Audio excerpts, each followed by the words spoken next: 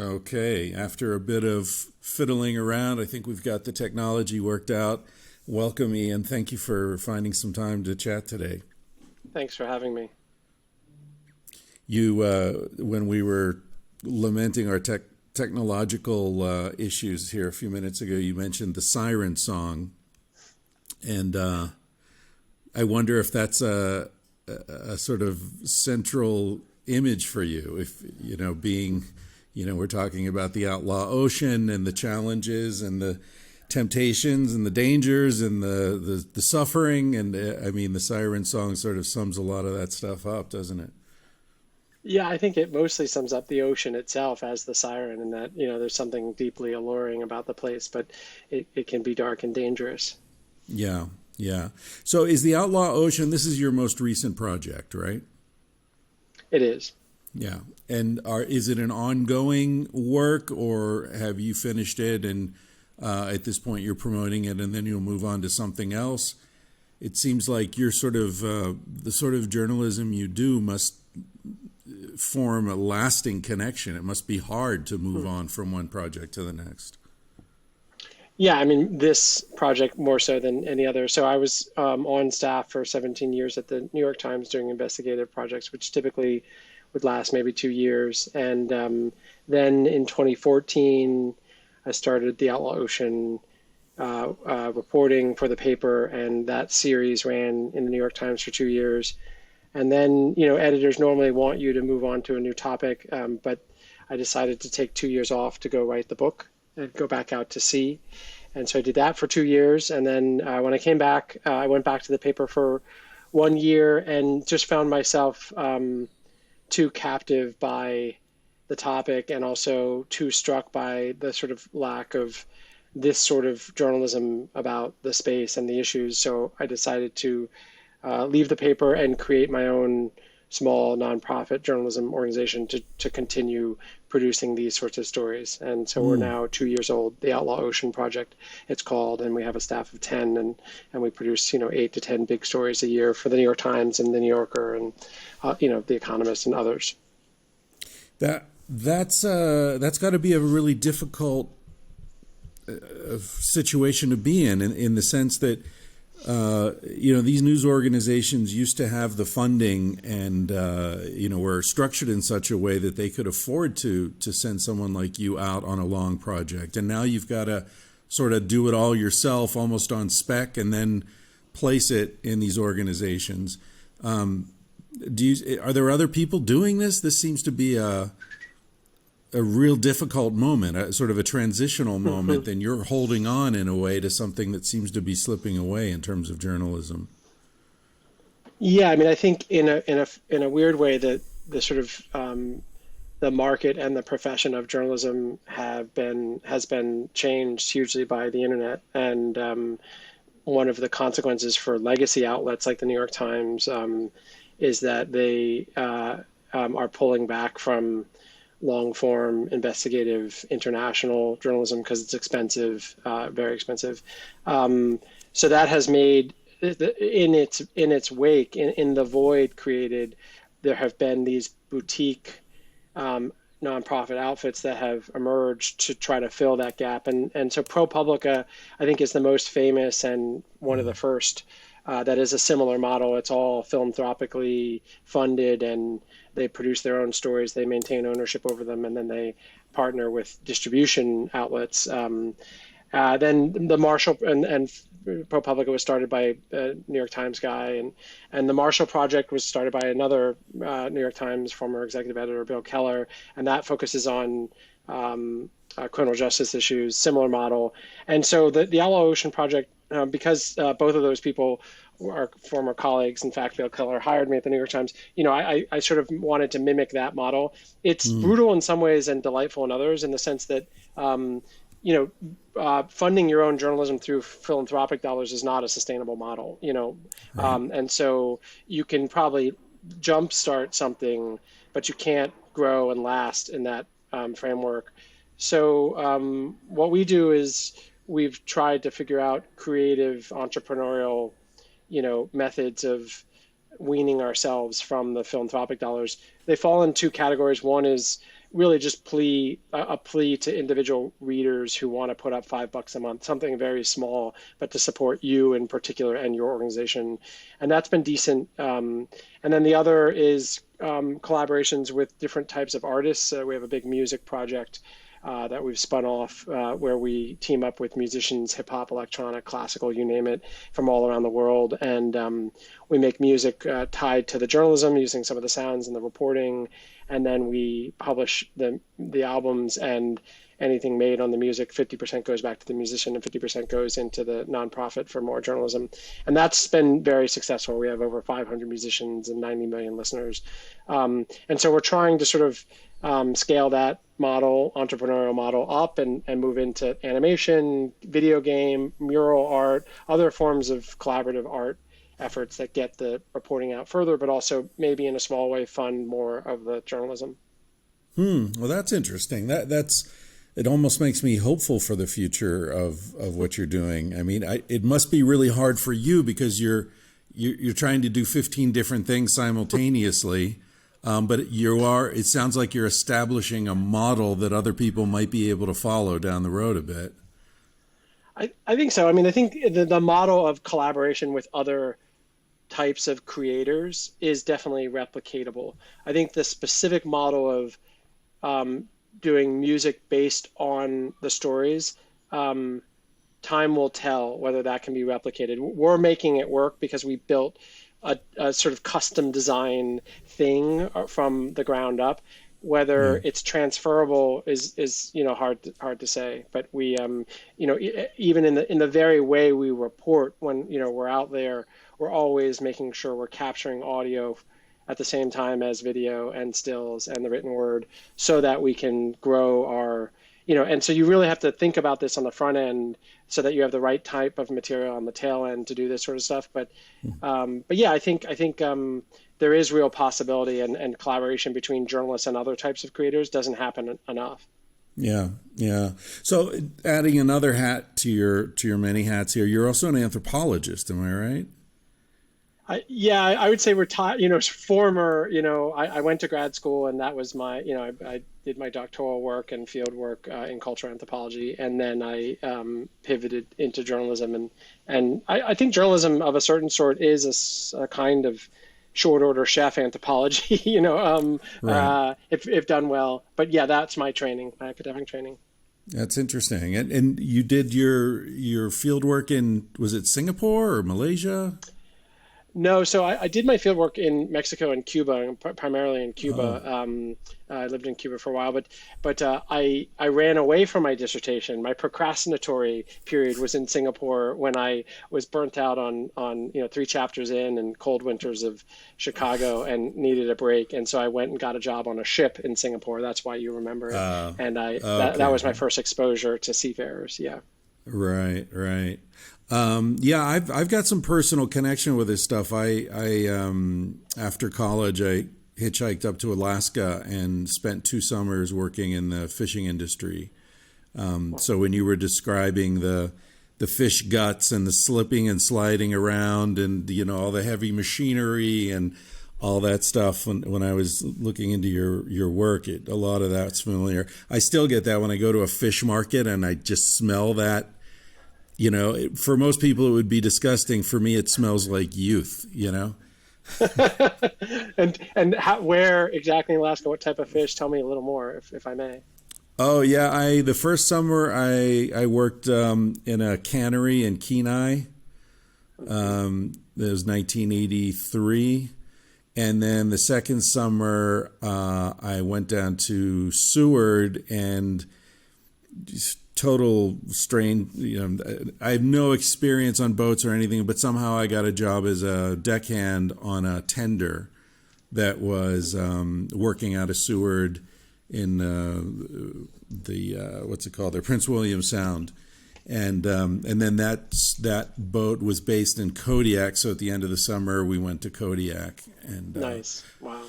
Yeah, amazing. That was I experienced some of the Outlaw Ocean on that boat. It was me, this horrible dude, and the dude's son, who was this sweet 17-year-old who was spending his first summer with his dad, who divorced his mom when he was a kid. So it was like this kid was sort of seeing his dad for the first time, and his dad was just a total douchebag, awful guy. And so it ended up being almost cinematic. It was like a struggle between dad and me for the soul of his son, you know? And I mean, there were moments. I remember at dinner one night, the father was saying some horrible stuff, and I spoke up, and he looked at me and he said, you know, I could shoot you and dump your body and no one would ever know. And I said, your son would know. Thank God. Thank God. Wow. Yeah. Yeah. Well, that sums up. I mean, you very much get what people find hard to believe about the mentality and the hierarchy on ships. That is not the boss. That is God. Yeah. You know, the captain is something that most other professions don't have in that workplace. Yeah. Yeah. And and you talk about the lawlessness of the sea. As a way to mess with me, he used to make me take the bags of garbage and just dump them off the side of the boat. And I was like, dude, we're going to be in Seward in 2 days. No, go throw it in the ocean, you little hippie, you know. Yeah. Yep. It sounds utterly authentic in a dark sort of way. But and have you been up to Alaska since? No, I keep wanting to go back. I'm at a time in my life now. I'm about to turn 60, so I'm sort of my girlfriend who's into astrology calls it the Saturn return. You know, it's the second return of Saturn, and there is something cyclical about it. Right now I'm speaking to you from Antigua, Guatemala, where I first went 31 years ago. And so there's a return there. And we're thinking maybe we'll go to Alaska this summer. I have a van and we cruise around in the van. So we're thinking maybe it's time. That's amazing. Yeah. Have you spent time there? I have never been. But I very much want to go. But I did read Out of Alaska or Out of Country. What's this famous book about Alaska by the New Yorker guy? Yeah. Coming into the country. Right. And folks had told me, you really need to read it because the sort of frontiersman mentality and just the gritty level of detail that thing captures is what you probably should aspire for in the Outlaw Ocean. So when I was at sea, it was one of the only actual hard copy books I brought with me, and I brought it on tape, and I consumed the hell out of it. You know, it was so helpful for me to be thinking about what writing about this sort of otherworldly place looks like. And so it was a real inspiration. So, and it made me really interested to go to Alaska to see what that world is like. Yeah, that's a good book. I'd also recommend the book about Chris McCandless. What's that called? Into the Wild. It's also, that's an awesome book in many ways, but also the Alaska angle. I was thinking when I was looking into your work and I was thinking how it's, these questions of illegality, human trafficking, arms smuggling, all the nastiness that's going on in the open sea right now, in many ways is very much a reflection of this particular moment in history of global trade going gangbusters and environmental issues front and center. But in another way, there's something kind of eternal about it, in the sense that in the 17th and 18th century, you had people being shanghaied, I guess was the phrase, people just being grabbed up on the streets of San Francisco, Jack London style, and thrown onto a boat and essentially enslaved. The death rates on these merchant ships in the days of Herman Melville and Joseph Conrad, were 50% or more of the guys who left port never came back. So there's this kind of, do you ever feel like, I'm constantly battling hopelessness and I'm not focused on this stuff the way you have been. How do you keep your shit together? Do I? I don't know. I mean, you should ask my family if I do. No, I mean, on hopelessness, I don't know. I think my coping mechanism is not to look at the war, not to look at can we win, are we winning, will we win the war, but rather just the individual battles and really trying to put in a good day in each battlefront that I can.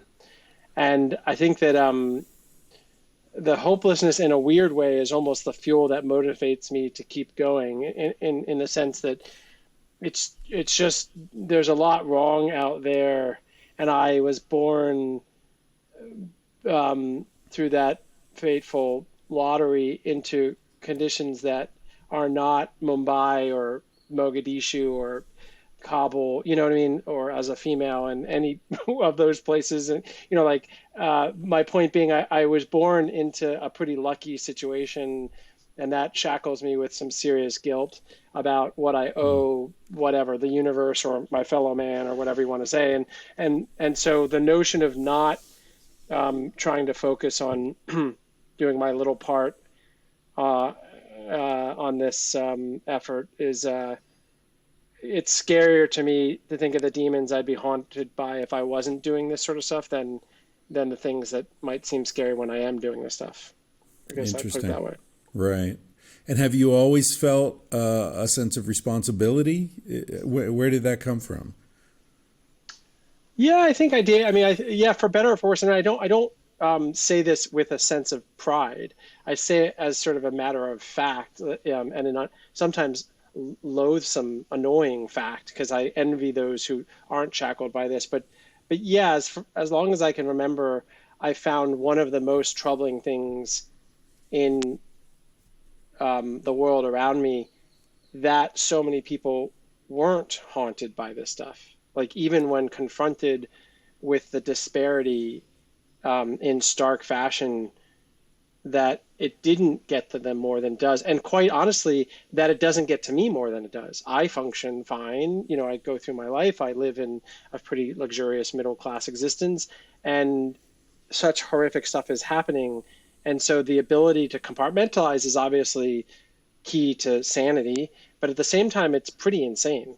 The very fact of it in light of what the disparity means for other people not that far away or very far away is really dark, and that we kind of just go about our existence meanwhile is really heavy. And that's bothered me since I was, an adolescent.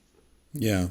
Yeah, I had an experience with that just a couple hours ago when I was reading some interviews that you had done, and you mentioned Ranong and how you were there, I guess, doing some research. And I've been to Ranong many times. I have a friend who lives on Kopayam, just off the coast there, and there are the what are the boat people, the sort of people with no passport, and there are Right. camps of them there on the island. And I did an interview with a missionary who was working with them there, and you talked about some of the horrible things that are going on, human slavery and trafficking and things happening in Ranong. And I'm thinking, yeah, I probably walked right by one of those clubs that you were talking about with no idea of what's going on 10 feet away from me.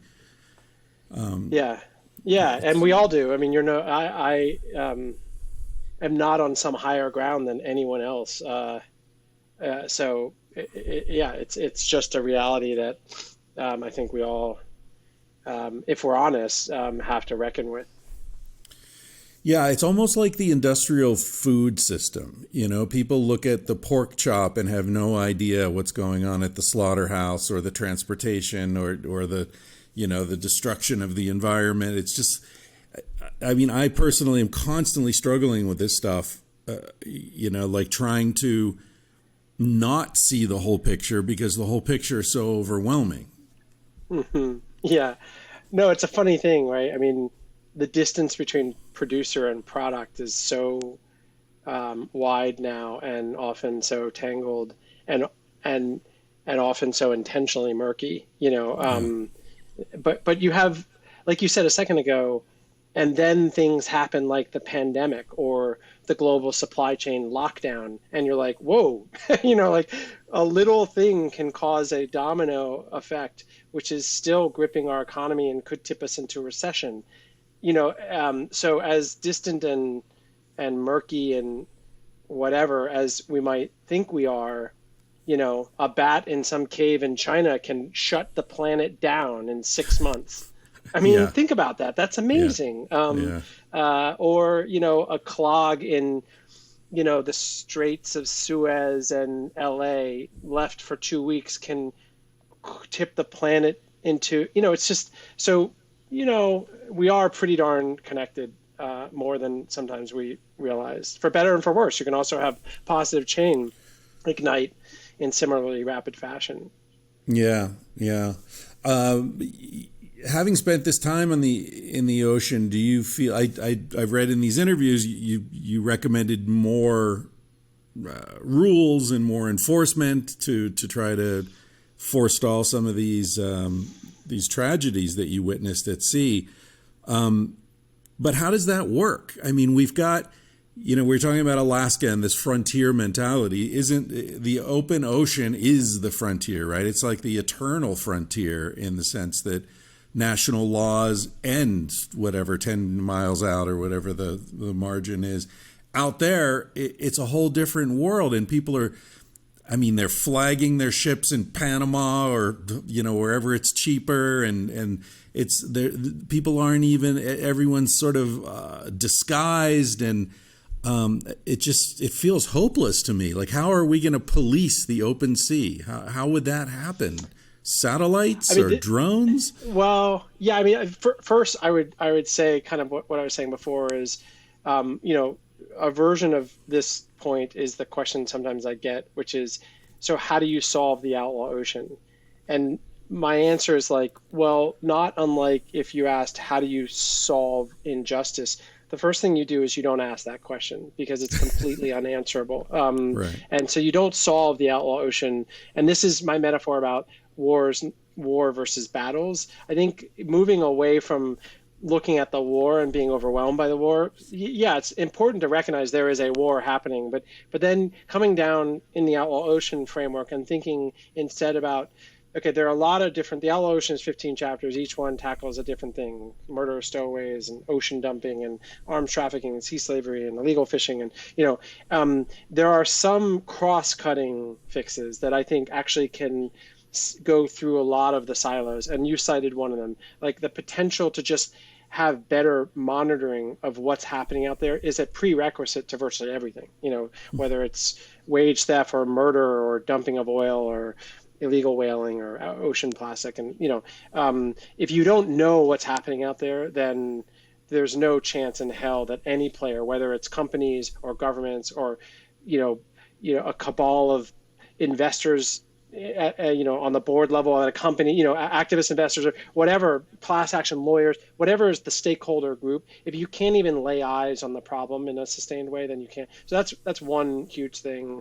I think, but there are lots of others. Like, I think, and it feels a little Pollyanna to say it, but I do believe that likely change will happen with lots of different folks acting in lots of different capacities, even in one person at the same time. So you are a taxpayer, you're a donor, you give money to organizations, you're an interlocutor, you talk to people on your show or just at restaurants or whatever, you're a voter, you have lots of different hats you wear. You're a buyer and consumer. In all these places, you can exert some level of impact. It's infinitesimally small. I get it, but like if first of all, we think of ourselves as individuals who don't just wear one hat, but wear 8 or 9 different ones. And in each of those, we try to figure out what are the small actions that we can do for one of the battles, not all of them. Like, my thing is stowaways. My thing is sea slavery. My thing is ocean plastic.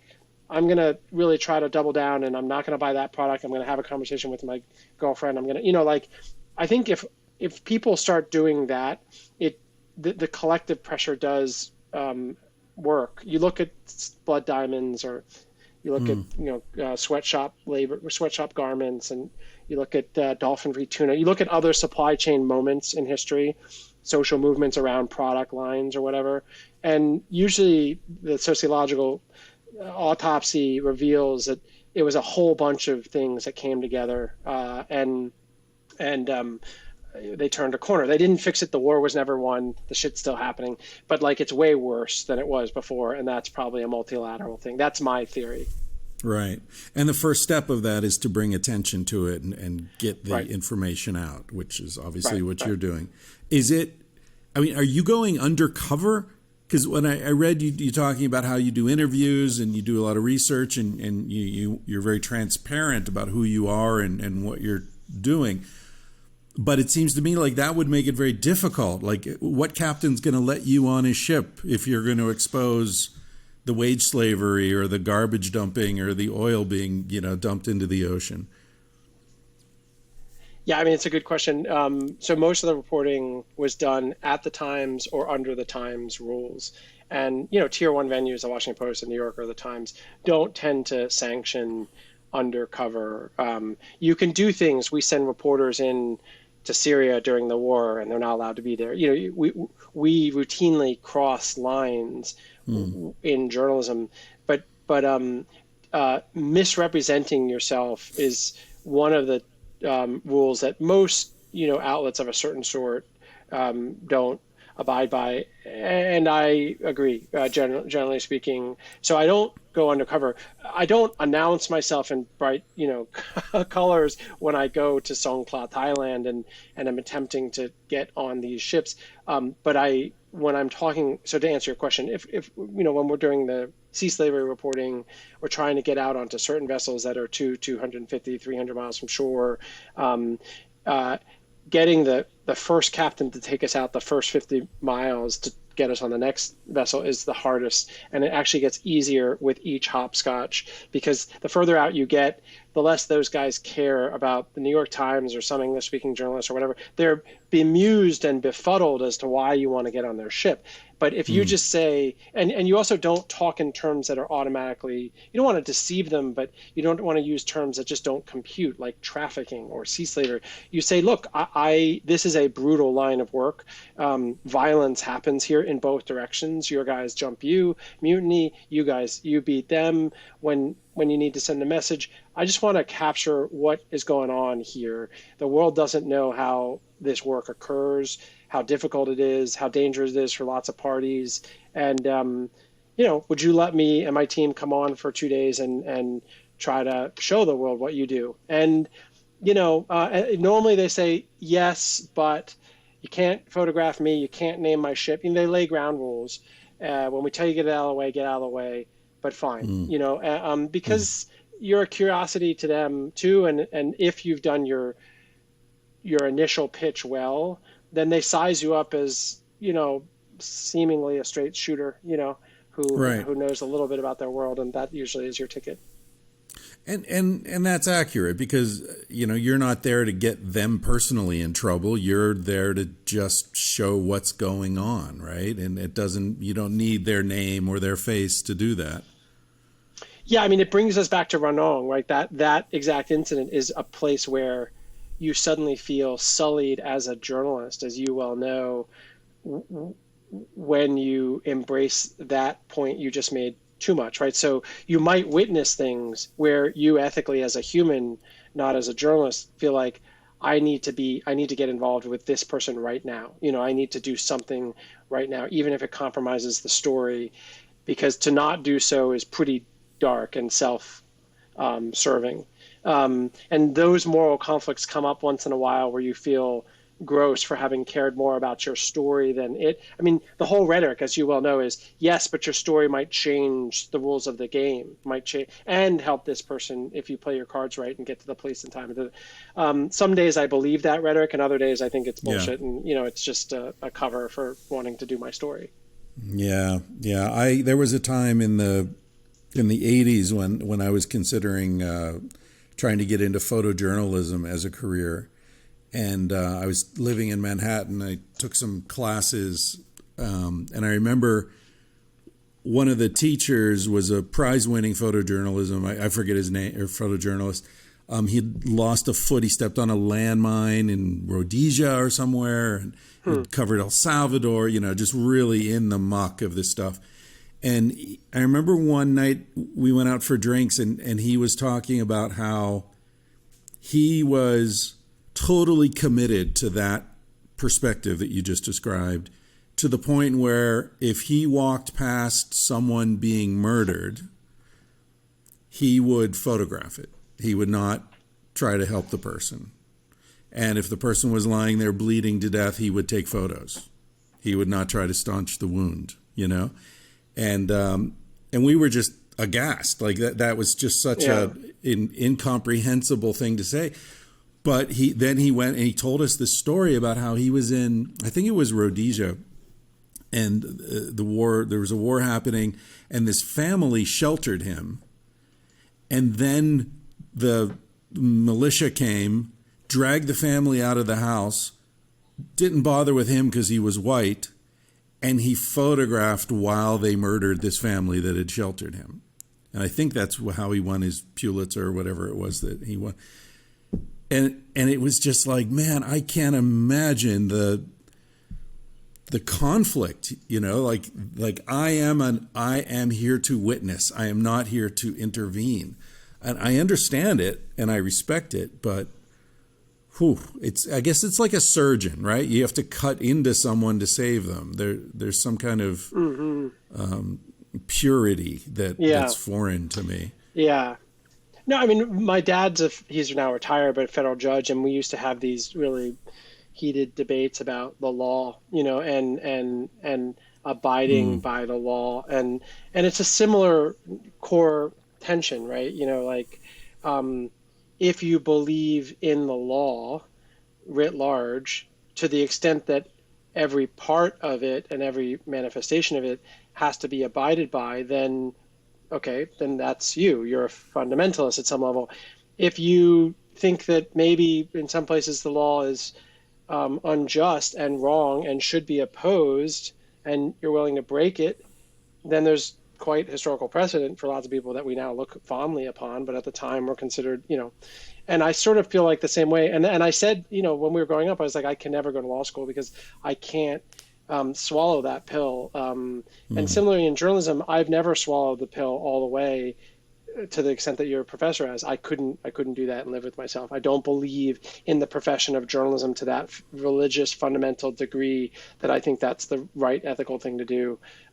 It might be a pragmatic thing to do, like, well, if I help these folks, they will kill me. And so that's a different matter. If you're claiming a journalistic argument, and I don't look down on those who do believe it. I've never been able to swallow that. Yeah. I'm not sure how this is related, but I had a guy on the podcast recently, Stephen Donziger. Do you know about his case? The name, remind me. I feel like it'll come to me. Harvard law, sort of advocate of environmental. Yeah. And he did this work in Latin America. Mm-hmm. Right, in Ecuador. And he won the $5 billion judgment against Chevron. And now they have the Justice Department declined to prosecute him because he wouldn't turn over his computer and phone because he claimed attorney-client privilege. But Chevron got a private judge to prosecute him. I didn't even know this was possible. And now he's just been sentenced to 6 months in federal prison, despite the fact that the Justice Department refused to involve itself in this. It's unprecedented. Yeah, no, I remember the Donziger case and the sort of blowback, or I guess it was Shell or Chevron? Chevron, yeah, but it was Texaco, and then they were bought by Chevron. Yeah. Right, yeah. And so, is he due to serve soon, or is he going to appeal? Or he's they're sending him to prison within a day or two. It's coming down now. Wow. Yeah, it's incredible. But I mean, I'm reminded of his case because, the Amazon, like the open ocean, is this kind of unpoliced Wild West area. And you can get in a lot of trouble because there are a lot of very powerful forces out there. Yeah, what's funny is, I did a series over the course of 3 years, early days on fracking, called Drilling Down at the New York Times. It was one of my first big investigative projects. And I had been warned on the front end, there are three players in society as a journalist that you should be real ready for blowback when you go up against. One is Scientology, the other is the Catholic Church, and the third is oil and gas industry. And I was like, okay, I got it. And we went into battle and we ran this series. And it was amazing. It became the movie, the Matt Damon movie, Promised Land. And it was one of my proudest series. And it got incredible blowback from the oil and gas industry, to the extent that they had, that Aaron Brockovich scene where they're all at the board table and she calls in like the cleaning, the office staff to make it look like they have more lawyers. We had a meeting at the New York Times where Exxon and a bunch of these other companies sent their people and were saying I should be fired. Not a single 11 front page stories in 12 months, not a single factual correction on any one of them. But the blowback of that was incredible. I was on the subway once here in DC, and I look across and there's a free paper they hand out, and it had a headline, New York Times reporter, stock and coal reason going against fracking. It was a whole story. I don't own a stock. I've never owned a stock in my life. I don't even know how the stock market works. It was like all fabricated stuff so these guys play really dirty and really aggressive. The Outlaw Ocean, zero blowback. The closest thing to blowback was I got a call from the Thai ambassador after the first sea slavery piece ran. He said, let's go to lunch. And, he did what ambassadors do. Like, we want an open communication, and, we're sorry we didn't answer your calls originally. Now we understand, and how can we help? And that's it. It's because the adversary is so disparate, in the Outlaw Ocean, that it's a hard line of reporting, but not because of the blowback. Fracking was hard. It wasn't disparate, but it was really bare knuckled, so it's just funny how topics vary depending on who you're going up against and do they have a well-paid lobby. Yeah. Do you ever, like when I think about situations like that, it strikes me that the individual people don't even necessarily believe the positions that they're taking, right? Like the lawyers for Exxon, they're not necessarily evil people, right? They're well-paid lawyers. Maybe they give maybe they support you. Maybe they're sending, your organization a check every month, and hopefully this is as close as I get to being an optimist. But you know what I mean? There's this, sometimes I feel like there's a superorganism element to this. There's something that happens that goes beyond the individual. So, like you see these ads, Exxon believes, and it's like, well, how can Exxon believe anything? Exxon's a non-human entity, right? It's not, it doesn't exist in a tangible sense. So sometimes it's like as individuals, I feel like we're trying to affect change, and we're trying to convince people of things, and we've got our arguments and our reasoning, but it feels like we're caught in these giant sloshing historical. I love your metaphor. Yes, I hear the point you're making, and yeah, there is a dialectic almost that we're both a part of, and a lot of people are playing a role, whether they believe it or not. They know they're acting. I think most of the folks believe enough of it, and then they avoid stuff that will challenge their outlook. I believe in energy independence, and I believe in jobs for West Virginians, and I believe in fighting for the little man, and I believe that government is overreaching, and so I'm Joe Manchin, and I'm going to go up against the climate bill. I think he believes those tenets. And Manchin's different. Like, if he's representing, his job is to represent his people, period, above all else, even if it means be damned the planet. His job is to okay, and that's what he believes in. I bet if you got him a couple glasses of wine in, I bet you could get to that truism. I believe in climate change. I believe coal should go, but my job is to represent West Virginians, and 70% of them are in coal. And so I got to keep them employed, and I'm going to kill this bill.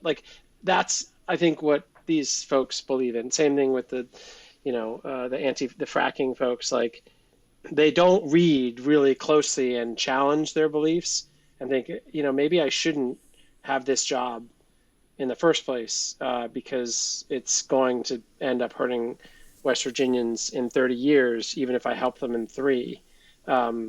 So I should let someone else do this job because it's unethical. I don't think they really reckon in that way. Yeah, well, and that sort of brings it back to the initial point, right? Like, if Joe Manchin quits out of some ethical concern, Exxon will just get someone else elected who will, vote exactly the way they want, right? I mean, to me, it seems like representative democracy has become representing corporate interests. Cinema and Manchin get all this money from energy companies and big pharma, and so of course they vote against, the right to negotiate drug prices or any kind of climate change. It just feels, that's the sloshing of it. I feel like we as individuals are trying to do our thing, and even if we could convince someone like Manchin to see the light, it's not going to change anything, because then, people say to me, good people work at Exxon, and it's like, yeah, I'm sure they do, but if the CEO of Exxon took some ayahuasca with his son in Peru and came back and said, we've got to stop this deep water drilling, this is crazy, the fracking is destroying the planet and the aquifer and all that, well, he'd be out of a job by noon, right? So it doesn't matter, in a sense, the individual. I mean, I guess I would say yes. The only, and it's funny for me to suddenly play the optimist part, since you're outflanking me on my home turf. But I think, I guess at the same time with the sloshing, I do think there can be big forces that are collectively mobilized that end up embarrassing the hell out of Exxon, right? Like, you can have movements that then force industries, including big players within the industry like Exxon or Walmart or what have you, to be like, okay, we got to do something here. This is not going away. There are enough people now talking about it, showing up on comedy shows, it's showing up in major films, it's showing up in newspapers, as always, it's showing up all these places, and it's my kids at school are coming home and they're talking about it, and it's everywhere, and we gotta do something. So let's start a rollout, let's start a plan to get DEET, you look at, like, okay, cigarettes, you look at things that ultimately did change. Now we got vaping and other crap that they're peddling, but things do sometimes change, and David once in a while does take down Goliath, even if his cousin shows up the next day. So that's my attempt at optimism. Now let me go back to my side of the field, please. Yeah, sorry for dragging you down into the mud. No, that's where I belong. I just normally am not the one arguing the counter, but anyway. Well, thank you for doing that, though. I feel better. That's very helpful. It won't last. Don't worry.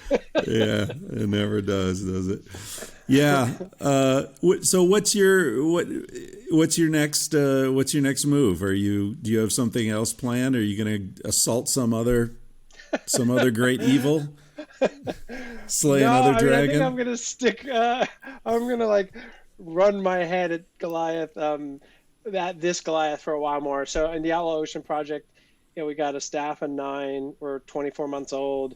We're producing 8 big stories a year. We got a big piece coming out in the New Yorker in about a month that has to do with some reporting we did in Libya about the migrant issue and sort of EU funding of stuff on the Mediterranean. And then are taking a good look at the Chinese, global squid fleet and what are they up to, and a bunch of places around the world. And so I think I'm going to stay. I mean, it's a big umbrella. It's a clever umbrella in the sense that 2/3 of the planet is our geographic jurisdiction, and 50 million people work out there. And if we say that our interest is at the intersection of labor, environment, and human rights, that kind of lets us do whatever the hell we want. You know, like Yeah. that's a pretty big canvas of stories. And that's what we do. So yeah, we've got, just a bunch of stories that we're going to launch on as soon as this Libya thing gets behind us, because that's been our big focus for like 9 months. That's great. Yeah, I wish I'd met you a few years ago. I would have tried to lure you into something that probably would have been a big mistake for you. But I hosted, my friend and I co-created this event in Los Angeles called the Motherfucker Awards. Oh, And wait, I know who's your friend. I know the other. Kyle I know. Tierman. I know. Yeah, I know Kyle. How do I know Do Kyle? you? I met Kyle like several years ago at some awards function, and he start your first Motherfucker Awards. He sent me something, and I've been following it ever since. Is it no longer? No, well, COVID sort of shut it down, and also just the fact that we're trying to get corporate sponsorship for, calling out the biggest fuckers of Mother Earth. Yeah. That's a hard point. I know some development people who have a tough fundraising job, but that's a really tough one. Sisyphean. Yeah, for sure. Yeah, seriously. Yeah. Well, tell So, Kyle yeah. I said hi. Yeah. That's funny. You know him. Yeah. We definitely would have tried to lure you into that somehow. We had Matt Taibbi came the second year as one of the presenters, and he said, I flew all the way across the country just so that I could say the word motherfucker on stage. Yeah. Kyle's a big surfer, right? He's like a famous Yeah. surfer. Yeah. Yeah, big wave surfer, yeah. He hosted me on his podcast a couple years ago that he was doing. That's when we got to know each other. But yeah, I love that awards festival. I love looking at the sort of red carpet photo shoots you guys would have, and it was all so perfectly set up. Yeah, it was fun. We got some great comedians to do it, and that was the genesis of the idea. Kind of like what you were saying earlier about how you're working together with musicians and photographers and filmmakers, and getting all that, because these people all care about this stuff. They're very tuned into it, but how do you combine comedy with environmental activism, which is one of the least funny things ever, right? So exactly. that Genius. Well, that's cool. Well, I'm glad you knew about it. Yeah, of course I did. Tell him I said hi, and then on this, let me know if you need anything more from us, sound or video or whatever. Oh, great! Yeah, thank you. Where should people go to learn more about your work? I didn't find Urbina.com. Is there such a thing? No, just the outlawocean.com. Outlawocean.com. Okay, cool. Yep. Yeah. Great. All right. Thank you for doing this, Ian. Yeah, my pleasure. Thanks for having me. And let me know when it comes out, and we'll push it out on social.